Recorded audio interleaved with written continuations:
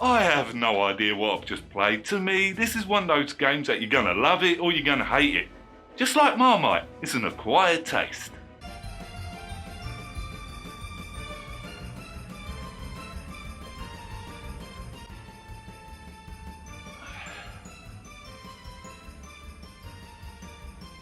Oh no, I'm not gonna eat this crap.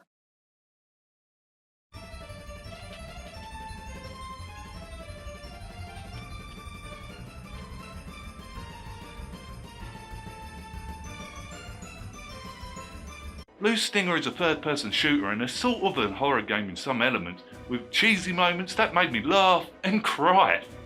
For the campaign, it starts off 65 million years ago when the dinosaurs roamed the Earth and was wiped out by an asteroid. Then it jumps to 2018 with Elliot enjoying his time off work on a boat with his friend, when suddenly the small meteor goes crashing down on Dinosaur Island, trapping him inside this bubble with these flying things coming out of nowhere and going after his ship and destroying it.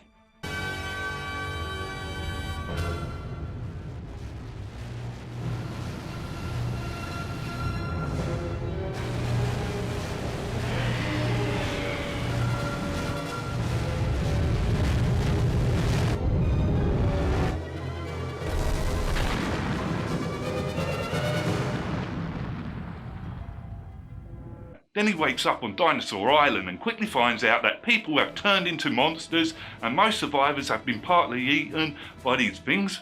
And then he finds out that there's a spirit what's following him around and knows what's going on but don't actually say anything. Yeah, the story's kind of crazy. You can play as Elliot or dogs and can change between them at any time after when you meet dogs through the pause menu. Dogs and Elliot have their own health bars. Elliot can use guns in close quarter combats and move more faster than dogs.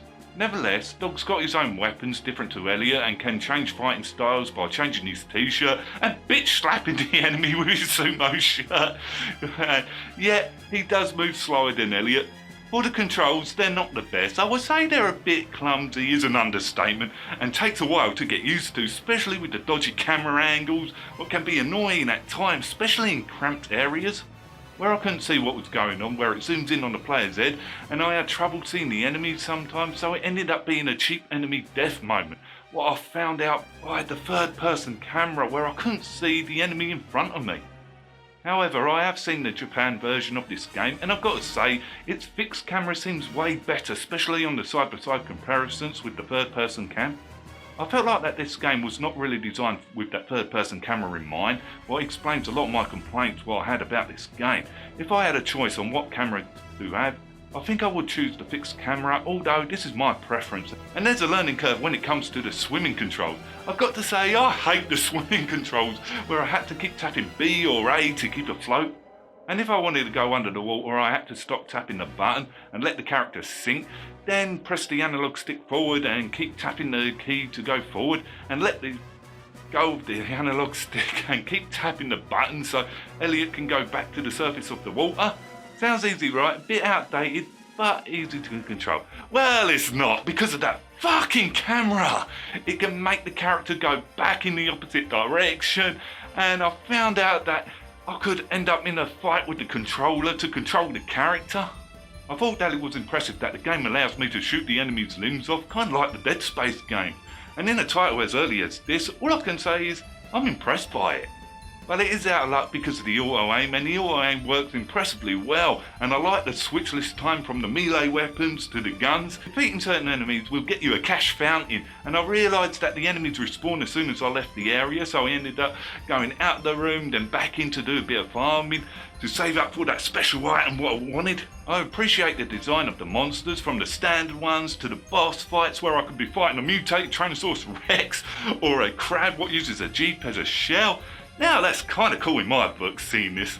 Except I've got to say the AI in this game is not all that. They're very predictable after about 5 to 10 seconds of meeting them, and that's including the boss fights as well.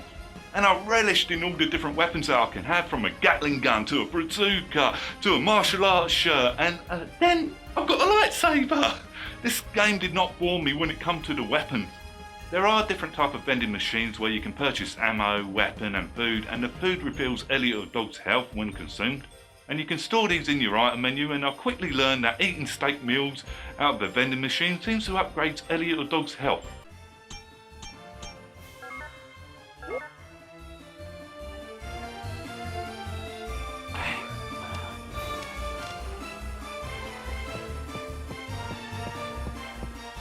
How the save system works is that there are save machines and a map update machine as well. However, there's no checkpoint system, so I ended up saving every time I saw these machines. There is an item menu where you can see the map, however understanding the map is something else. I ended up abandoning the map very quickly where it seemed useless on local areas. Although the menu itself is easy to understand and navigate, which I like, where I could find the weapons and food items quite quickly, although I just could not stand that map. It's like, they've done such a perfect job here and crashed it here. For the main missions, it had me go to certain points on the map to learn a secret, or to get a key card, or turn on the power to that zone and return to the command centre. I know this sounds like typical miscellaneous quests, go here, get that, return, go there, get that, and come back again. Now this does sound boring when I say it out loud, although I noticed myself enjoying this part of the game because it also is figuring out how to get there as well. Loose Stinger is a semi-open world what opens up as you progress throughout the game, as you find and use keycards that you find, except I've got to say that this game does love its keycards. I've never collected so many keycards in all my life. Yeah.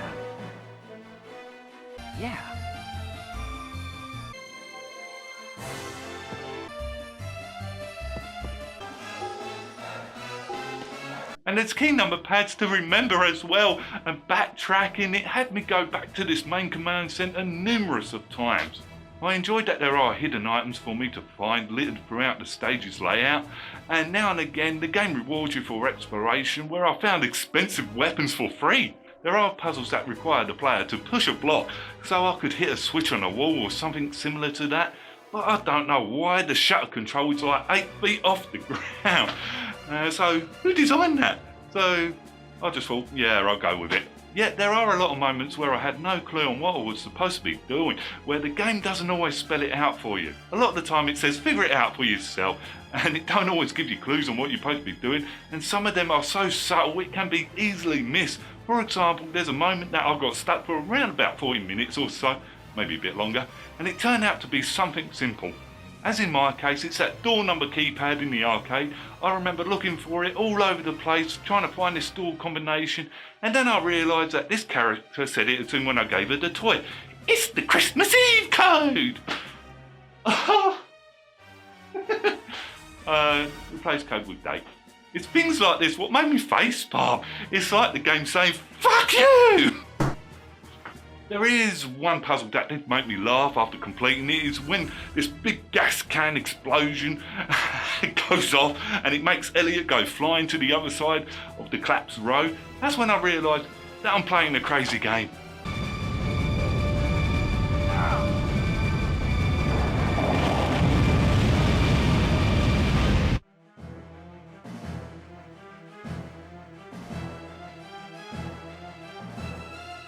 Another thing that I enjoyed surprisingly was most of the ads that I came across, where they seem to have a sense of humour about them. The game knows it's cheesy and says shut up and drink some Hassie. Although the scariest thing in this game for me was the stamp collection in the store, so I could get access to the second floor where the good items are. Yeah, these stamps are weird and keep saying ping ping Barbie, ping ping, and ping ping pong. So,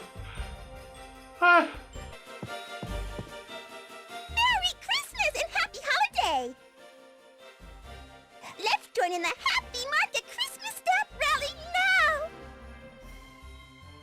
Walk all over the store! Pin Pin Tina! Pin Pin Sparky! Taco Sneak! Toto Pin Back! Collect all 4 stamps! When you collect all 4 stamps, you can purchase great items with a special discount on the second floor! Yay! Okay, it did make me laugh awkwardly while my brain tried to process this. The animations do seem stiff a lot of the time on the humans and NPCs when you interact with them. A lot of the time they don't even move their mouths. Hey, what's wrong? I I get this fit once in a while. Hey, Devlin, where's the key to the freezer warehouse? Can't you see? He's sick. Vice Manager Roland got a key. Where's your medicine? Dachshund. Dachshund. Is that the name of your pills? At the pharmacy stand. Yeah, the enemy animations are alright. Maybe the developers said, right, we concentrate on the main characters, the enemies, but the side characters, yeah, let's just throw them to one side, forget about them, and just put a talking scarecrow in it. And it's moments like this that did slap me out of the immersion of the game, where the Dreamcast was capable of so much more than this. Maybe this was down to time constraints. For the graphics, I would say they're a bit mixed. A lot of the game looks good with the level design and the draw distance and the enemies for the time. But then I've got to say, when it comes to looking at the humans, that's when it gets really weird and you meet the talking scarecrows. For the soundtrack, it's annoying after about 10 to 20 minutes. There's a Christmas themed song what seems to be on a 10-second loop.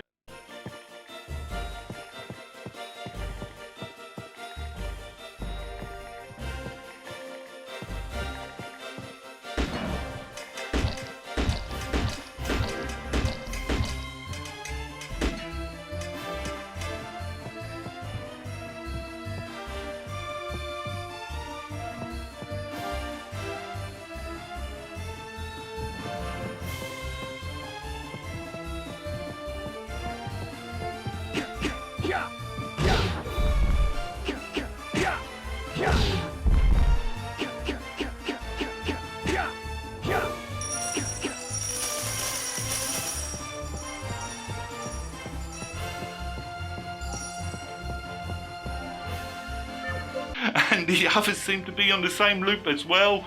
And after about an hour of hearing this, when I was stuck, it started to get on my nerves. It's like the developers didn't care one bit about the background soundtrack out here at all. It seemed like it was designed just to drive me mad. And if that was the case, I would say, job well done. You did torture me through this soundtrack. There are pre-rendered CG cutscenes that are quite good for the time, especially with the tech that was available to them. As for characters, there's a spirit called Nephilim who sort of guides Elliot, maybe. More like hovers around, and then there's a sniper who I can't remember the name of. I just found all the characters really bland, even the main ones. As for the voice acting, it's not that good. Same goes with the dialogue, it is really bad, as in like House of the Dead 2 level bad. Nevertheless, with that one, that did make me laugh, although with Blue Stinger, I never really got that. It just was awful right from the start. I knew it. She's perfect. She's my kind of girl. It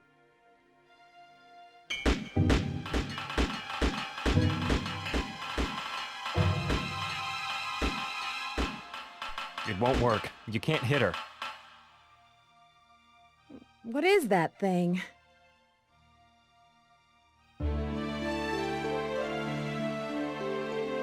Nephilim. Nephilim? She's harmless. So far.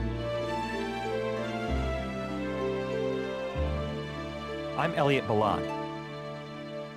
Thanks for helping me. You know, at this point, nothing surprises me anymore. My name's Janine King. Nice to meet you, Elliot. Janine King. I thought the VMU animation of the character that I was playing as is cute with his little rocket launcher. It did get a few chuckles out of me. For how long the game is, I clocked on around about the 10-hour mark. However, there was a lot of what am I supposed to do moments. However, if I went back and played it again, I think that it can be done around about the 5-hour mark. So in the end, I did have fun with this game because it does have some good elements about it, yet I can't recommend the PAL or US version because of the messed up camera. However, I would recommend the Japan version with its fixed Resident Evil 1 sort of camera. In my opinion, I think the Japan one is the better version, where you can see more of the level's layout and how it was originally designed to be. Although, it's still not perfect. So if you played Blue Stinger, what do you think of it? Leave it in the comments below. Until next game, I'm off.